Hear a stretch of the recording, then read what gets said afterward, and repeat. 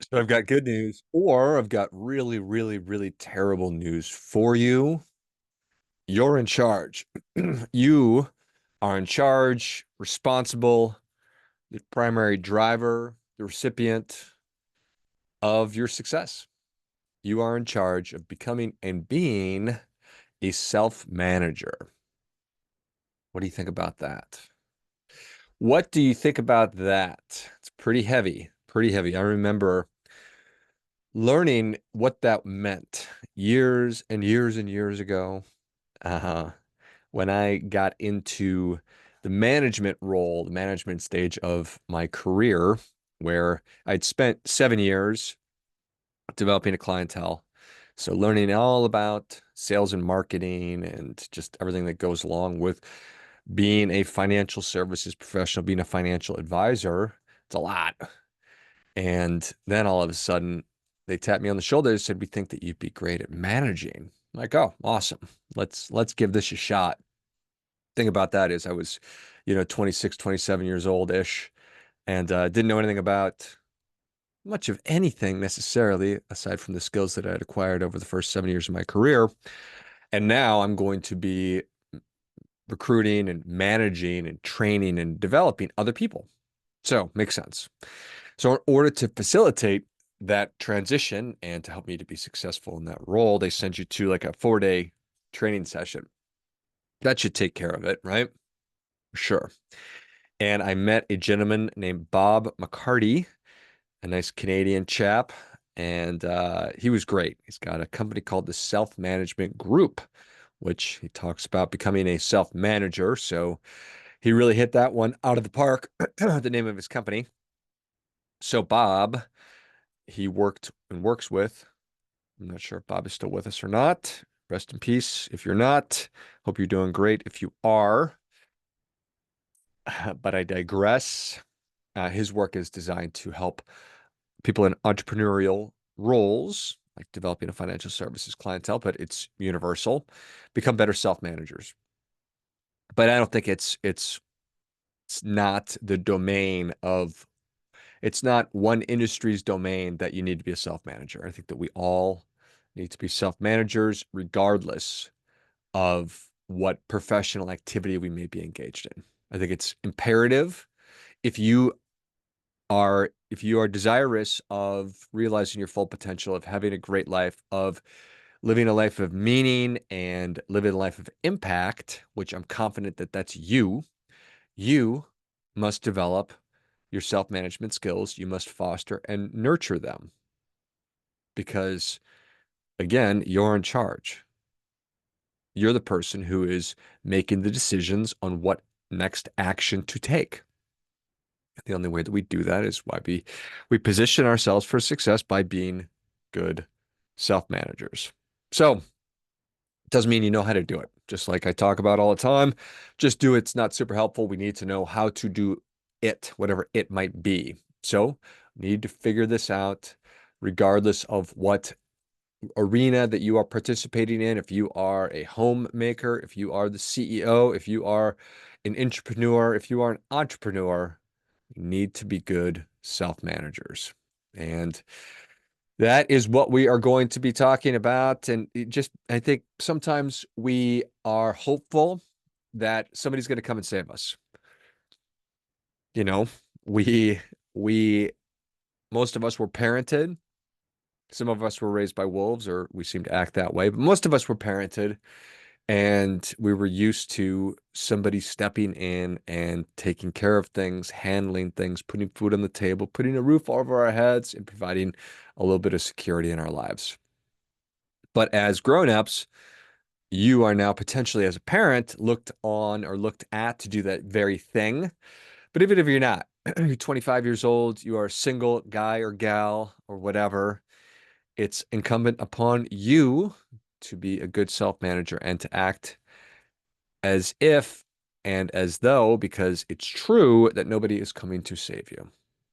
No politician, no eccentric billionaire, no spiritual guru, no, nobody is coming to save you. If we're going to get out of this problem, whatever this problem might be, and that might be up to your eyeballs in credit card debt, it might be obesity, it might be just you are feeling a sense of loneliness and that you're spinning your wheels. The only way out is through. It's up to you.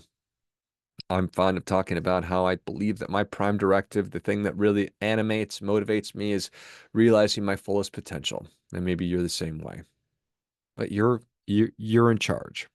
And I know that that's a heavy thing, super heavy thing. Like, oh my goodness, me? I'm in charge of this. It's on my shoulders. Yeah, super heavy, but it's true. But you already know that. You already know that. You already know that. Yet here we are, many of us encumbered by what has been, and we need to make sure that we are not encumbered by what has been so that we're able to move on to what it is that we want to be. There's lots of things that keep us feeling like we're stuck or just not getting to where we want to go. And I think that learning how to be a good self-manager is a big part of that. Even though it's kind of an obvious term, it's sort of a weird term. I think it's the most empowering thing in the world.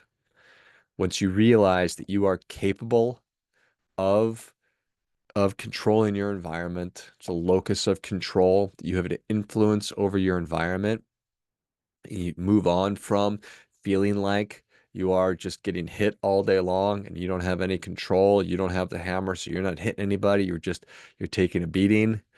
That's not a good place to be. So being a self-manager means that we're figuring out how to gain a little bit of control, how to get footing, how to get a stable foundation or good solid footing underneath me so I'm able to start moving in the direction that I really want to be. And I think that, again, that's essential in the environment that we're in, which is we're human beings on planet Earth. And to get what we want as human beings on planet Earth, I think that being a self-manager gets us there. And it means taking responsible for your actions. It means being responsible for your decisions and your time without looking for cues or relying on somebody else to tell you where to be. The context of being an entrepreneur, if you are somebody who was part of a company and just sort of going with the flow, you're used to being told where to show up, what time to be there, what to do while you're there, and what to do or what time to leave, kind of a thing. And we have a tendency, and we're really good at falling into patterns and habits. So it's easy to fall into these sort of rhythms.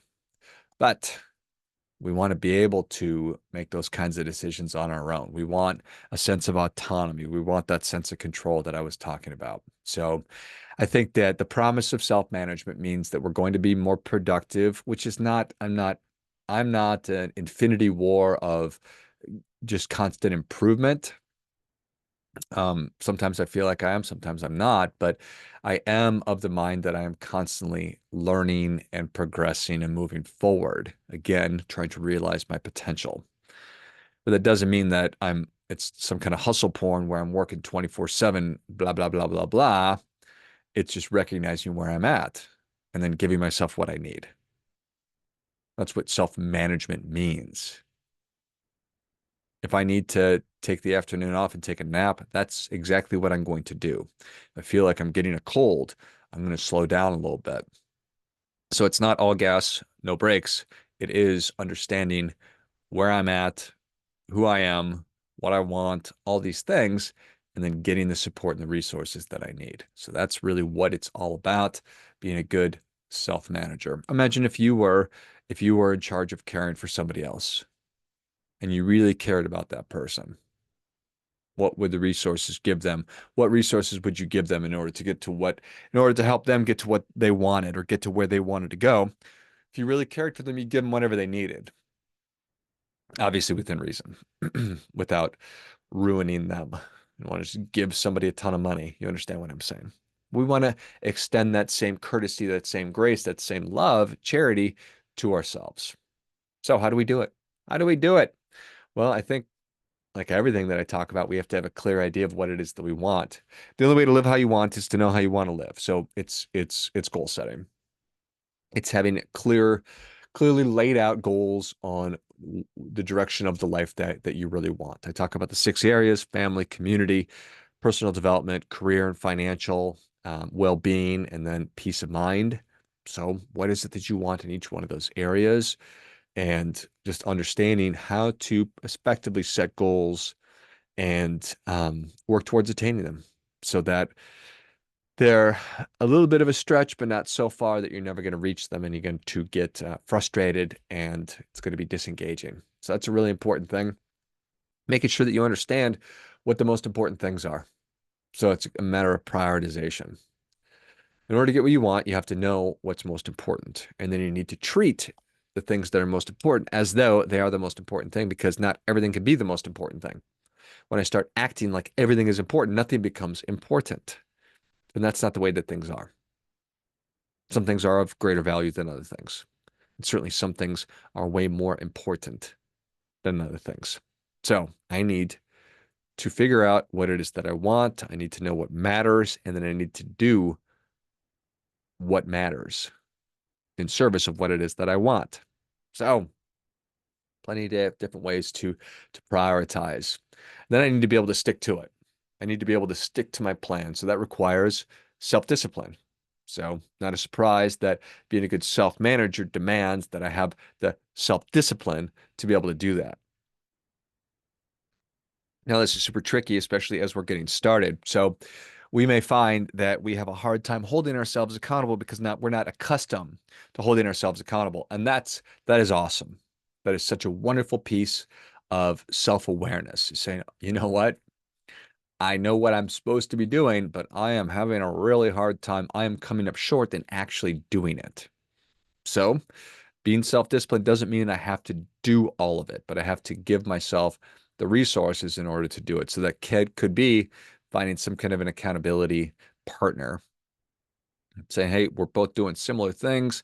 Can we check in throughout the day just to make sure that we're staying on top of all of it?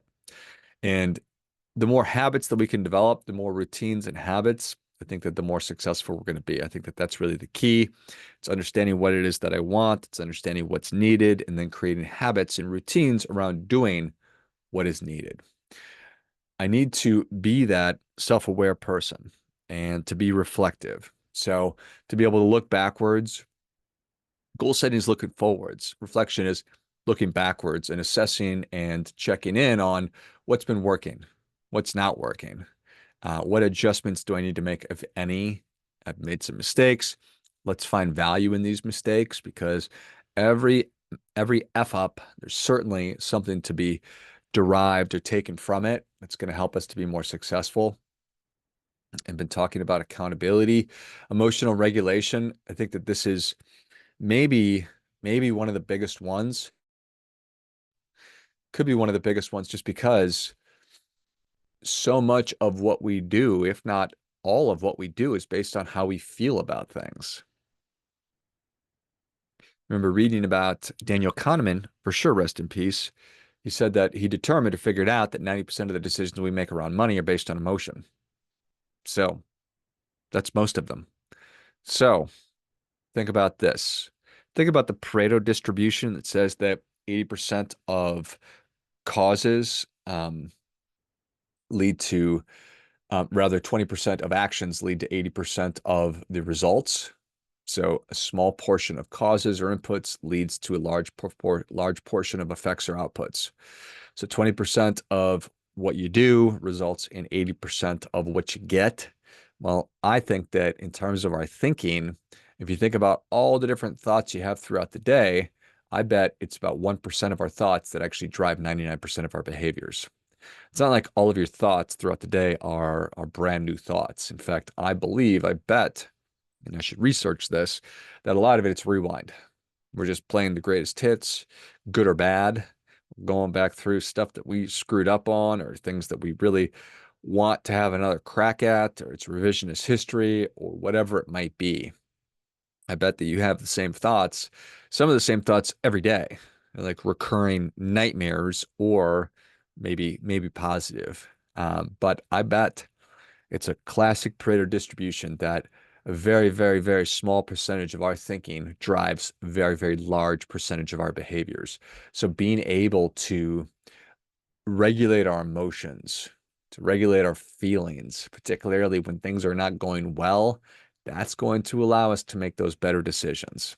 So understanding what my next best decision is, and then being able to recognize, okay, I'm in the weeds. I'm having an emotional time right now, or for whatever reason, I'm just not doing the things that I know that I ought to be doing, particularly if I'm a very scheduled person.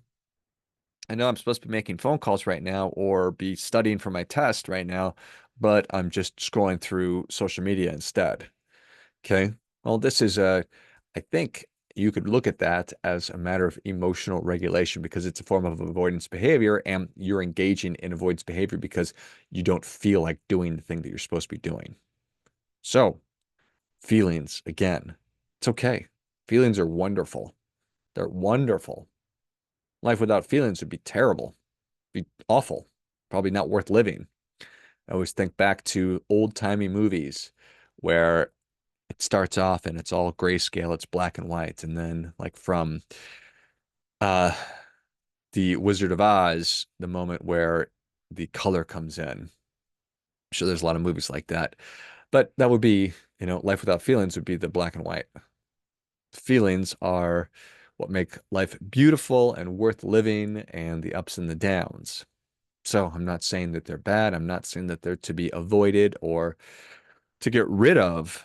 What I am saying is I want you to feel them and then make a good decision as a good self-manager on what the next best action to take is. So Pareto always showing up because it's super interesting. Um, and the idea that we only have, obviously, we have so many different thoughts throughout the day, but how many of those are really of value to us? And just understanding, just because I'm thinking something and feeling something doesn't mean that I need to be acting on it. And I think a lot of that is going to come back to or come down to our core beliefs and our values, because those are the filters through which we take in the information, we feel the feelings, and then we make decisions based on those things. So when we have really clearly defined beliefs, core values, they become mental patterns for how we're processing information. And then we process the information, and then hopefully we execute on the habits and the routines that we have in place.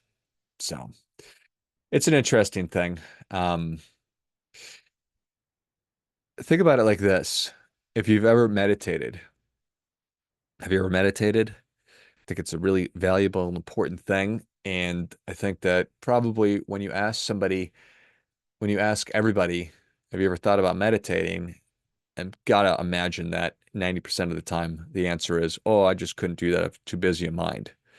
Well, that's a real dumb thing to say because we all have extremely busy minds. And your mind is not any busier than anybody else's.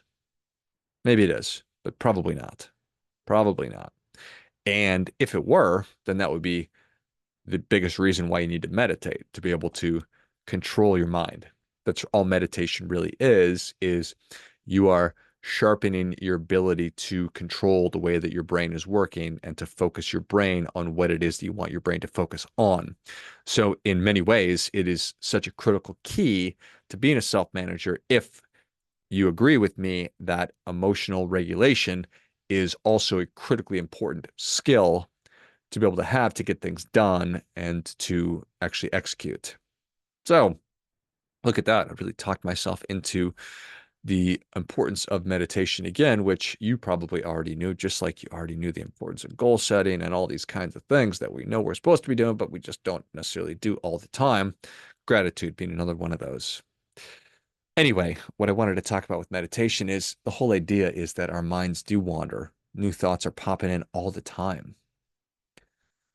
But it's like the dog from Up, where the new thought pops up and it's squirrel, and your brain just runs after the new thought. No, we're thinking about one thing. We're focused on our anchor. And it could be you're thinking about a coffee cup. You're thinking about a coffee cup. And all of a sudden you think about the phone call you're supposed to be making, or you think about how you have to pick your kids up from school. And it's okay that the thoughts come in, but the idea is that you notice that it's there, but then you come back to the coffee cup, back to the coffee cup, back to the coffee cup. You train your brain to, instead of bouncing around all the time, no, we're focused on this thing. We focused back on this thing. So when your thoughts take you off center, pull them back in, notice it, and then correct. We're wagging the tail. The tail is not wagging the dog. So I think a lot of this, it's making the decision that I'm interested in being a good self-manager. I'm interested in feeling good about the work that I'm doing, all this kind of stuff. We get to decide. And when we're talking about getting what we want, self-management, being a good self-manager is a really important weapon, tool in your toolbox, arrow in your quiver that'll help you to get to where it is that you want to go. So there it is. If it's to be, it's up to me, or you in this case.